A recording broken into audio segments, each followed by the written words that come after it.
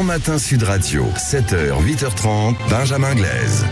Il est 8h23 sur Sud Radio. Très bon début de journée à tous. Dites-le franchement, on est toujours avec Céline Pina et Guillaume Bigot. On parle d'un autre sujet également dans l'actualité. On l'a appris, cette nouvelle incursion dans le centre de Gaza de la part de l'armée israélienne. Une dizaine de cibles frappées, nous dit-on, avec des forces d'infanterie, des blindés, des hélicoptères. On a l'impression véritablement que cette offensive terrestre se rapproche pour Tsahal. Guillaume Bigot, Israël qui fait face à un véritable dilemme, difficile de reculer face à cette offensive terrestre, et en même temps c'est un gros danger finalement pour cette armée que de faire face au Hamas qui se terre finalement du côté de Gaza. Absolument, on a l'impression qu'on a le choix entre le pire et le pire. Il y a peut-être qu'ils choisissent le moins pire, le moindre mal, en dehors de la pression politique qui s'exerce sur les dirigeants israéliens pour faire quelque chose, pour riposter, il y a le fait que cette menace, elle est pratiquement existentielle, gravissime.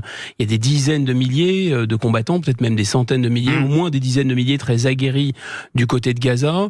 Toutes ces infrastructures, ces sous-sols, ces roquettes, avec une capacité d'initiative importante, on l'a vu, ils ne peuvent laisser ce cancer à leur flanc. C'est impossible, c'est vraiment une question vitale. D'un autre côté, on parle beaucoup des dégâts civils, des bombardements qui vont faire chez les otages et les populations civiles de Gaza des morts, qui ont déjà fait des morts. Oui, mais c'est pas le seul sujet. Le sujet, c'est le bourbier militaire. C'est-à-dire que la dernière fois qu'il y a eu une des opérations de ce type, ça a été extrêmement dur pour Tsahal. Donc je ne sais pas si aucune armée moderne est vraiment prête pour mener une guerre de ce type dans des sous-sols. Et surtout après, moi, ce qui me questionne, je suis pas un spécialiste, mais pourquoi ces bombardements ont fabriqué des ruines de Monte Cassino à Stalingrad?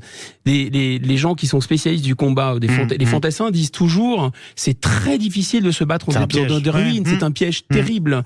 Donc ça va être Stalingrad un peu pour Tsahal quand même. Céline Pina, par rapport à cette offensive terrestre, Israël ne peut plus reculer finalement. Mais Israël n'a jamais eu le choix, c'est-à-dire que vous trouvez, on est en face d'un pogrom, c'est un crime contre l'humanité. Laisser un tel crime impuni, aujourd'hui, ça dirait quoi de l'Occident ? Et surtout, le deuxième problème, c'est qu'on dit souvent les Juifs sont les premières victimes, mais ne sont jamais les dernières victimes. Il y a un continuum du Hamas à Arras.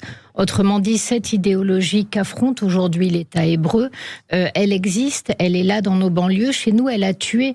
Pourquoi il y a un lien aussi fort entre la France et Israël aujourd'hui ?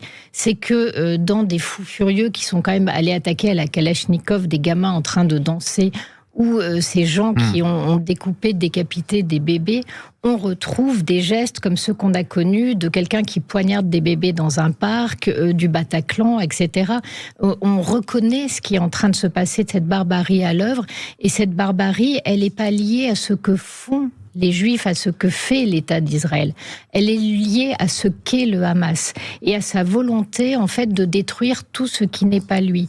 Donc, résister à cette logique, c'est quand même le minimum. Après, la guerre, c'est sale. Ça fait des morts collatérales, mais c'est une chose de jeter une bombe, c'en est une autre d'aller égorger des familles au petit déjeuner, d'aller massacrer, de voir les images qu'on a vues de ce qu'a fait le Hamas. Et lors de cette attaque terroriste du 7 octobre, on a des voix discordantes tout de même à l'ONU, Guillaume Bigot, où on dit très clairement, où on dénonce cette attaque terroriste, mais en même temps on dit que Israël d'une certaine manière aussi via ce qui s'est passé, via les colonisations, peut-être aussi a fait monter cette rancœur, finalement cette situation qui est devenue complètement explosive. Il y aurait beaucoup de reproches à adresser au gouvernement israélien, surtout M. Netanyahou, au Likoud, etc. Mais à mon avis, pas cela. Ça a été rappelé par Céline Pina. Là, pour le coup, il y a vraiment une dimension djihadiste.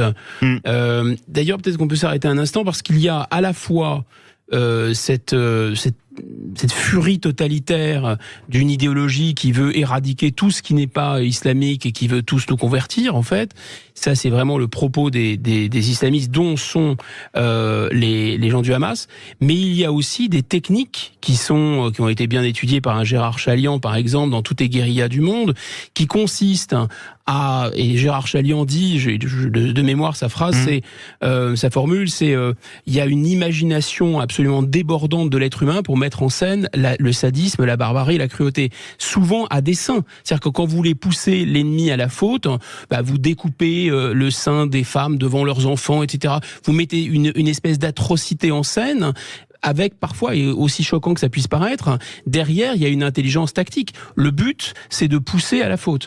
Donc, moi, ce qui se dit à l'ONU, bon, et puis rien, c'est pas grand-chose. Il me semble que le plus important, c'est de comprendre que malheureusement, le gouvernement israélien, mais aussi George Bush Junior, etc., tous ces gens-là ont un peu joué avec le feu, en préférant avoir en face d'eux, sinon des djihadistes ou des islamistes, plutôt que des nationalistes arabes. Je rappelle quand même que tous ces gens ont fait sauter, à commencer par les États-Unis, ont fait sauter des régimes laïques, qui étaient certes des tyrannies ou des dictatures, mais qui tuaient beaucoup de djihadistes. Voilà, on a fait sauter ces régimes, on s'est comporté comme le service de presse de Ben Laden, on a créé un trou noir, et effectivement, monsieur Netanyahou a préféré avoir le Hamas plutôt que l'OLP.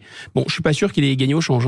Et vous partagez l'analyse finalement de Guillaume ici à Céline. En fait, Netanyahou est détesté par les Israéliens aujourd'hui. Ils n'en peuvent mais, ils n'ont pas le choix, ils sont obligés, mais je pense qu'ils sont en train de faire la liste, et ce qu'ils ont compris, c'est que cet homme n'a aucun lien avec l'intérêt général. La seule chose qui l'intéresse, c'est son argent et de sauver son clan et ses biens. Donc là-dessus, Israël ne se fait aucune illusion. Mais en fait, on s'en moque de tout ça. Face à un crime contre l'humanité, tout cela n'a absolument aucune importance. Aujourd'hui, vraiment, la question, c'est pas ce que fait l'État hébreu. La question, elle vient peut-être dès l'origine du découpage de cet État. Un découpage qui a été fait de manière à ce que, aujourd'hui, Israël gère une guérilla permanente, mais c'est aussi l'irresponsabilité totale des Occidentaux qui est en cause, avant même la question de la façon dont Israël gère une situation impossible.